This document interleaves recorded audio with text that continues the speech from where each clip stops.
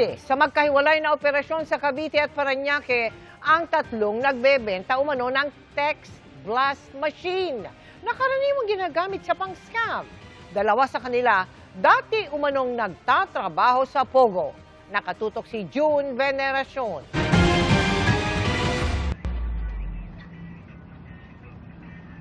Nang maiabot na ng buyer ang pera, kinamayan pa siya ng seller. Pero ang inakala ng seller na done deal, kalaboso pala ang ending. Entrapment operation kasi ito ng Philippine National Police Anti-Cybercrime Group o ACG laban sa dalawa nagbebenta ng pinagbabawal na text blast machine.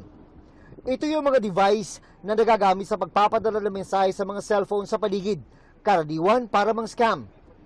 Ang ibang ganito, sinasabing nakakapagpadala ng mga text na nagpapanggap na mula sa mga lehitimong kumpanya.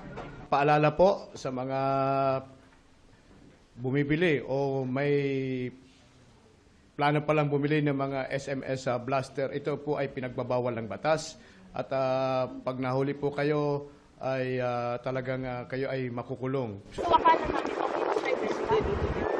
Mga nagtrabaho manunoon sa Pogo ang inarestong lalaki at babae sa operasyon sa Parañaque City. Saan po galing ito? Dito ka ma'am, dito ka ma'am. Sa house company. Close na po. Ito po ay ginagamit sa Pogo at ito ay hindi naman gawa sa atin. This is mga foreign product. Sa sumunod na operasyon sa Cavite, isa pang sospek ang naaresto. Nakuha sa magkasunod na operasyon ang 5 text blast machine na 20,000 pesos ang bentahan kada isa. Wala pang pahayag ang mga sospek na nasa kustudiya ng PNP ACG. June Veneracion, Nakatutok, 24 Oras.